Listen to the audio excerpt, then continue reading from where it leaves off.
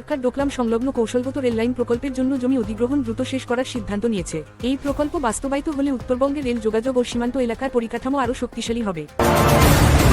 Paschimbanga BJP চাঁদাবাজি ও দুর্নীতির অভিযোগে 30 জনের বেশি কর্মীকে বহিষ্কার এবং প্রায় 250 জনকে সাময়িক বরখাস্ত করেছে। দল জানিয়েছে, সংগঠনের ভাবমূর্তি রক্ষায় এই পদক্ষেপ নেওয়া হয়েছে। আবহাওয়া দপ্তর জানিয়েছে, উত্তরবঙ্গের একাধিক জেলা ও উপহিমালয় অঞ্চলে ভারী থেকে অতি ভারী বৃষ্টির সম্ভাবনা রয়েছে। প্রশাসনকে সতর্ক থাকতে বলা হয়েছে এবং সাধারণ মানুষকে অপ্রয়োজনীয় যাতায়াত এড়ানোর পরামর্শ দেওয়া হয়েছে। রাজ্য কংগ্রেস আজ কলকাতার লালবাজার অভিযানের ডাক দিয়েছে। বিভিন্ন ইস্যুতে প্রতিবাদ জানাতে দলের নেতাকর্মীরা অংশ নেন।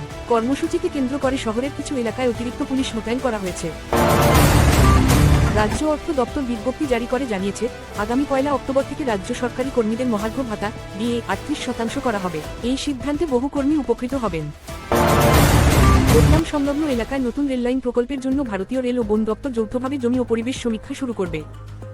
প্রকল্পটি সীমান্ত অঞ্চলের যোগাযোগ ব্যবস্থাকে আরও শক্তিশালী করবে। বর্ষা পরিস্থিতির ওপর প্রশাসনের নজর। ভারী বৃষ্টির সম্ভাবনার কারণে উত্তরবঙ্গের বিভিন্ন জেলার প্রশাসনকে প্রস্তুত থাকতে বলা হয়েছে। নদীর জলস্তর ও ভূমিক্ষয়প্রবণ এলাকাগুলিতে বিশেষ নজরদারি চালানোর নির্দেশ দেওয়া হয়েছে।